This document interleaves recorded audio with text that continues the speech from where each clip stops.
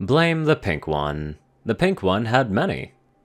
Nightmare nights. How Fluttershy dreaded this time of year. It was the time where colts and foals would dress up in all manner of creepy and scary costumes.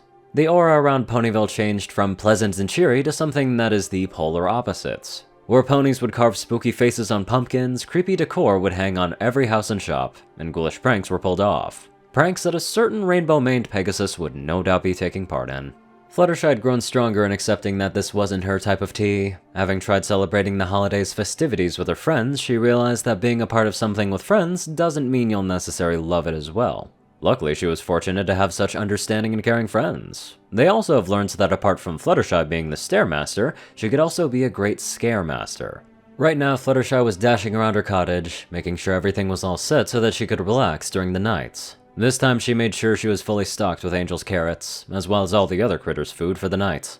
Her animal friends were understanding, and have helped her during the evening. Fuzzy Legs used his webs to close the windows, the birds had promised to alert her of anything scary, and Harry the Bear had prepared her space under the bed with books, plenty of light, and soft comforting pillows during this stressful night.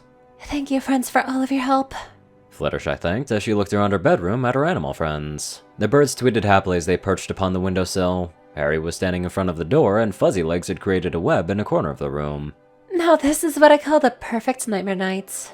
Fluttershy sighed as she went over to her bathroom to get ready for a time under the bed, rather than upon it. She looked at the selection of books that her critters had prepared for her. The options were Gone with a Twister, Withering Hooves, Hugs in the City, and for some reason, Daring Do and the Razor of Dreams. Why did she have a Daring Do book in her library? Adventure and action weren't her most favorite genre. It took some time before she realized that Rainbow must have read it in her house and forgot to pick it up again. Thinking it was best to give it back to her friend after Nightmare Night had passed, she picked up her copy of Withering Hooves. She decided that it would be the next book to study with her Critter Book Club, so she gave a small sigh to calm her nerves and crawled under her bed. Angel followed after her, and a few songbirds squeezed in. Harry, being too large to fit under the bed, only had his head poking through.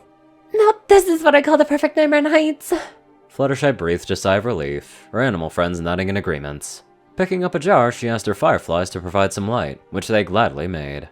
Giving another sigh of contentment, Fluttershy opened the book and read to her animal friends. She or her animal friends didn't know what time had passed when the birds started giving off the alarm, their loud tweets sounding the alarm. Fluttershy immediately perked up, as well as those who were caught up in the story's plotline. Fluttershy looked at her friends with worry, though she relaxed at the looks of support that her friends showed. It was dashed, as there was a sudden knock on the door, causing Fluttershy to jump and bang her head on the bed. Angel was quick to hop on her head and lick the sore spot affectionately. He may be strict and rude sometimes, but there was nothing that he wouldn't do to help his friend. Wincing and rubbing her head gently, she decided to brave it and crawl from underneath her bed. Harry and the others were right behind her. She tried to tiptoe down the stairs to not make a sound. By the time she made it to the front door, the banging was more frequent and fast. Fluttershy looked at the grandfather clock in her living room. In the moonlight, the hands told her that it was 11 at night. It was quite far into the night, but Fluttershy knew that the festivities could last longer, meaning that some fillies might still be trick-or-treating. Fluttershy gulped and cleared her throat. Please, may you kindly go away? I don't have any candy to give you. Fluttershy half explained, half begged. Dear Fluttershy, you must come out, so I have something to show you. A familiar voice came from the other side of the door. Fluttershy recognized it instantly. Princess Luna? Is that really you? Fluttershy asked with a hint of more confidence. It is. Luna called with a sing-song voice. The Princess of the Night has been known to escape her royal duties for this one occasion. Nightmare Night was her way to escape the snooty nobles of Canterlot and just be Luna for one night. It was a time for her to eat sweets with fillies, pull pranks, and enjoy being amongst the citizens of Ponyville. She and Princess Luna didn't hit it off well after her return to Equestria on Luna's first Nightmare Night, but they're good friends. Come help, Fluttershy, we have something most joyous to share with you. Fluttershy was now curious about what Luna had to show her. In addition, her voice wasn't as clear as it usually was. If anything, it was more muffled, but it could just be because she was on the other side of the door. Fluttershy took a deep breath and readied herself for what was waiting for her on the other side. When she did open the door, she was treated to the most horrifying thing that she had ever seen. Standing in front of her was herself. Even her animal friends took a step back in shock, looking between the real Fluttershy that they have been spending the night with and the one in front of the door.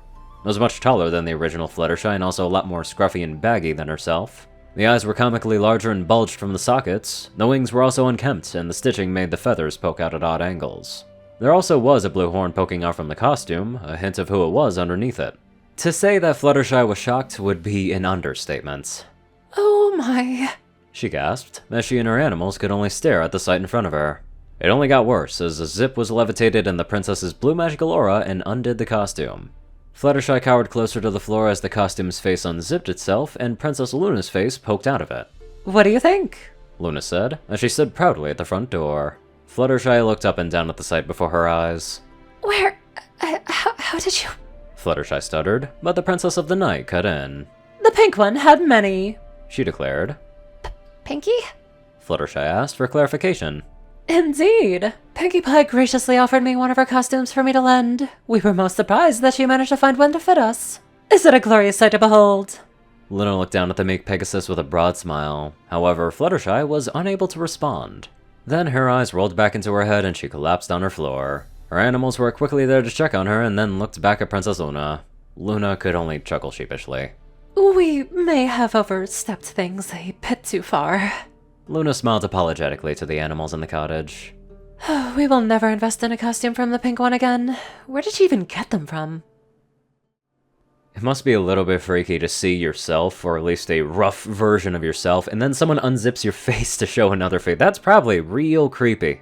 Anyways, let's get on to our very charming donators. Top donators are 630, Peter Coulthard, J Tinderman, Darkside, Only One Thing, and Twinkie. Rayden, Narwhals, Blackmoonheart, Pastel Skies, Austin Rollins, CrazyGuller557, Stu Hex, Swordbrother and Mordred, Omicron, Lyrae, Will, Chris, Daspo, and many more awesome people.